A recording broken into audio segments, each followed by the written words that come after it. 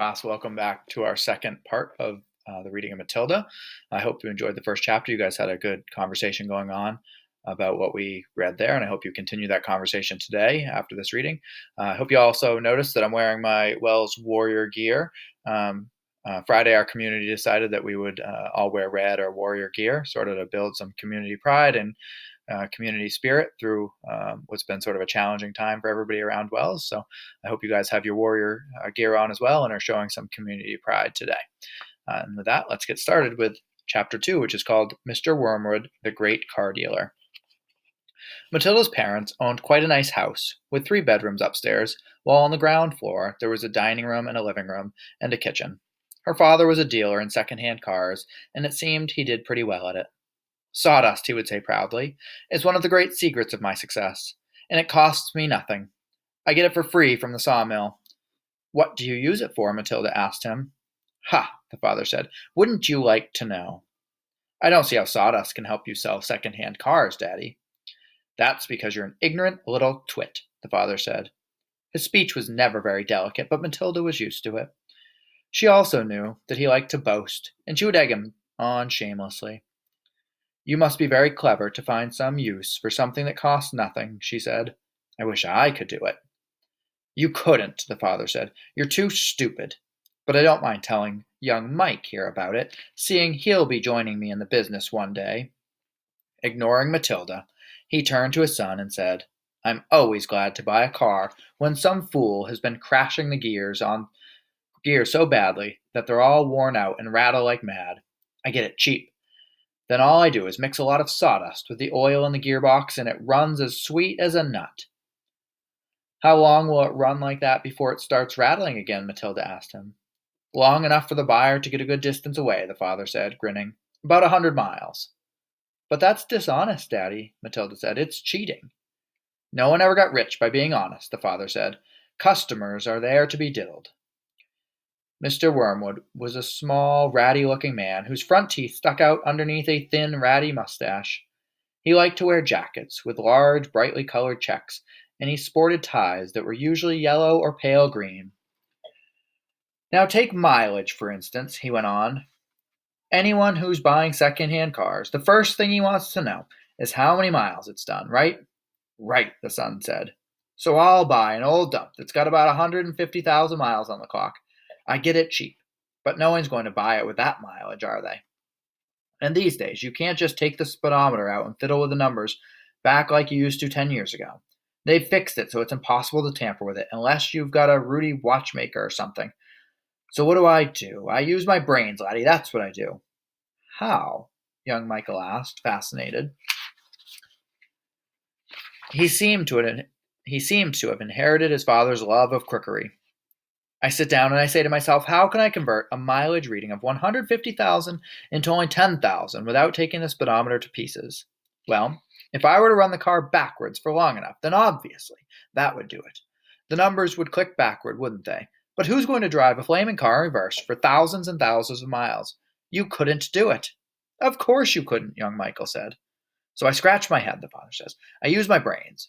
When you've been given fine brains like I have, you've got to use it. And all of a sudden, the answer hits me. I tell you, I felt exactly like the other brilliant fellow must have felt when he discovered penicillin. Eureka! I cried. I've got it. What did you do, Dad? The son asked him. The speedometer, Mr. Wormwood said. It runs off a cable that is coupled up to one of the front wheels. So first, I disconnect the cable where it joins the front wheel. Next, I get one of those high-speed electric drills, and I couple that to the end of a cable in such a way that when the drill turns, it turns the cable backwards. You've got me so far. You follow me? Yes, Daddy, young Michael said. These drills run at tremendous speed, the father said. So, when I switch on the drill, the mileage numbers on the speedo spin backwards at a fantastic rate. I can knock 50,000 miles off the clock in a few minutes with my high-speed electric drill, and by the time I've finished, the car's only done 10,000 and it's ready for sale. She's almost new, I say to the customer. She's hardly done 10,000. Belonged to an old lady who used it once a week for shopping. Can you really turn the mileage back with an electric drill, young Michael asked. I'm telling you a trade secret, the father said. So you don't go talking about this to anyone else. You don't want to put me in the jug, do you? I won't tell a soul, the boy said. Do you do this to many cars, Dad? Every single car that comes through my hands gets the treatment, the father said. They all have their mileage cut to under 10 thou before I've offered them for sale. And to think I've invented that all by myself, he added proudly. It's made me a mint. Matilda, who had been listening closely, said, But, Daddy, that's even more dishonest than the sawdust. It's disgusting. You're cheating people who trust you.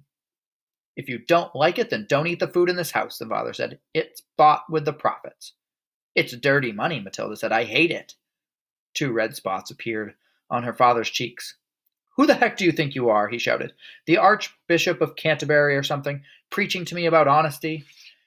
You're just an ignorant little squirt who hasn't the foggiest idea what you're talking about. Quite right, Harry, the mother said. And to Matilda she said, You've got a nerve talking to your father like that. Now keep your nasty mouth shut so we can watch the program in peace. They were all sitting in the living room, eating their suppers on their knees in front of the telly. The suppers were TV dinners in floppy aluminum containers with separate compartments for the stewed meat, the boiled potatoes, and the peas. Mrs. Wormwood sat munching her meal, with her eyes glued to the American soap opera on the screen. She was a large woman, whose hair was dyed platinum blonde, except where you could see the moosey brown bits growing out from the roots. She wore heavy makeup, and she had one of those unfortunate, bulging figures where the flesh appeared to be strapped in all around the body to prevent it from falling out. Mummy, Matilda said, would you mind if I ate my supper in the dining room so I could read my book? The father glanced up sharply. I would mind, he snapped. Supper is a family gathering, and no one leaves the table until it's over. But we're not at a table, Matilda said. We never are. We are always eating off our knees and watching the telly. What's wrong with watching the telly, may I ask? The father said. His voice had suddenly become soft and dangerous. Matilda didn't trust herself to answer him, so she kept quiet. She could feel the anger boiling inside her. She knew that it was wrong to hate her parents like this, but she was finding it very hard not to do so. All the reading she had done had given her a view of life that they had never seen. If only they would read a little Dickens or Kipling, they would soon discover that there was more to life than cheating people and watching television. Another thing, she resented being told constantly that she was ignorant and stupid when she knew that she wasn't. The anger inside her went on boiling and boiling, and as she lay in bed that night, she made a decision. She decided that every time her father or her mother was beastly to her, she would get her own back in some way or another. A small victory or two would help her tolerate their idiocies and would stop her from going crazy. You must remember that she was still hardly 5 years old, and it was not easy for somebody that small to score points against an all-powerful grown-up. Even so, she was determined to have a go. Her father, after what had happened in front of the telly that evening, was first on her list. We'll try to get through one more chapter, which is called The Hat and the Superglue. A little foreshadowing there in the title of that chapter. The following morning, just before Father left for his beastly second-hand car garage, Matilda slipped into the cloakroom and got hold of the hat he wore each day to work. She had to stand on her toes and reach up as high as she could with the walking stick in order to hook the hat off the peg, and even then she only just made it. The hat itself was one of those flat-topped pork pie jobs with a jay's feather stuck in the hat band, and Mr. Wormwood was very proud of it. He thought it gave him a rakish, daring look, especially when he wore it at an angle with a loud checkered jacket and a green tie. Matilda, holding the hat in one hand and a thin tube of superglue in the other, proceeded to squeeze a line of glue very neatly around the inside of the rim of the hat. She then carefully hooked the hat back onto the peg and walked with the walking stick. She timed this operation very carefully, applying the glue just as her father was getting up from breakfast. Mr. Wormwood didn't notice anything when he put the hat on, but when he arrived at the garage, he couldn't get it off. Superglue is very powerful stuff, so powerful it'll take your skin off if you pull too hard. Mr. Wormwood didn't want to be scalped, so he had to keep the hat on his head for the whole day long, even when putting sawdust in the gearboxes and fiddling with mileage of cars with his electric drill. In an effort to save face, he adopted a casual attitude, hoping that his staff would think that he actually meant to keep his hat on all day long just for the heck of it, like gangsters do in the films. When he got home that evening, He couldn't get the hat off. "Don't be silly," his wife said. "Come here, I'll take it off for you." She gave the hat a sharp yank. Mr. Wormwood let out a yell and rattled the window panes. "Ow!" he screamed. "Don't do that. Let go. You're going to take half the skin off my forehead." Matilda, nestling in her usual chair, was watching this performance over the rim of her book with some interest. "What's the matter, Daddy?" she said. "Has your head suddenly swollen or something?" The father glared at his daughter with deep suspicion, but said nothing. How could he? Mrs. Wormwood had said to him, "It must be superglue. It couldn't be anything else. That'll teach you to go playing around with that nasty stuff. I expect you were trying to stick another feather in your hat." "I haven't touched the flaming stuff," Mr. Wormwood shouted. He turned and looked again at Matilda, who was looking back at him with large, innocent brown eyes. Mrs. Wormwood said to him, You should read the label on the tube before you start messing around with dangerous products. Always follow the instructions on the label." "What in heaven's name are you talking about, you stupid witch?"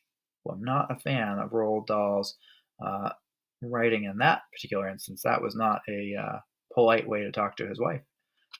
Mr. Wormwood shouted, clutching the brim of his hat and to stop anyone from trying to pull it off him again. "Do you think I'm so stupid that I'd glue this thing to my head on purpose?" Matilda said, "There's a boy down the road who put some superglue on his finger without knowing it, and then he put his finger in his nose." Mr. Wormwood jumped. "What happened to him?" he spluttered. "The finger got stuck inside his nose," Matilda said, "and he had to go around like that for a week. People kept saying to him, 'Stop picking your nose,' and he couldn't do anything about it. He looked like an awful fool." "Serves him right," Mrs. Wormwood said. "He shouldn't have put his finger there in the first place. It's a nasty habit. If all children had superglue put on their fingers, they'd soon stop doing it." Matilda said, "Grown-ups do it too, Mummy. I saw you doing it yesterday in the kitchen." "That's quite enough from you," Mrs. Wormwood said, turning pink. Mr. Wormwood had to keep the hat on all through supper in front of the television. He looked ridiculous, and he stayed very silent. When he went up to bed, he tried again to get the thing off, and so did his wife, but it wouldn't budge. "How am I going to have my shower?" he demanded. "You'll have to go. You'll just have to do without it, won't you?" his wife told him. And later on, as she watched her skinny little husband sulking around the bedroom in his purple striped pajamas with his pork pie hat on his head, she thought how stupid he looked. Hardly the kind of man a wife dreams about, she told herself. Mr. Wormwood discovered that the worst thing about having a permanent hat on his head was having to sleep in it. It was impossible to lie comfortably on the pillow. "Now do stop fussing around," his wife said to him, after he had been tossing and turning for about an hour. "I expect it will be loose by morning, and then it will slip off easily." But it wasn't loose by morning, and it wouldn't slip off, so Mrs. Wormwood took a pair of scissors and cut the thing off his head, bit by bit, first the top, then the brim. Where the inner band had stuck to the hair around the sides and back, she had to chop the hair right off to the skin, so that he finished up with a bald white ring around his head, like some sort of monk. And in the front, where the band had stuck directly to the bare skin, there remained a whole lot of small patches of brown, leathery stuff that no amount of washing would get off. At breakfast, Matilda said to him, "You must try to get those bits off your forehead, Daddy. It looks as though you've got little brown insects crawling all over you. People will think you've got lice." "Be quiet," the father snapped. "Just keep your nasty mouth shut, will you?" All in all, it was a most satisfactory exercise. But it was surely too much to hope that it had taught her father a permanent lesson. And that's the end of our 2 chapters for today. Starting Monday, we will read a couple more. Please take a few minutes and comment in the section below so that we can have a little class discussion about what's been going on in the book and how it compares to some of the others that we've read this year.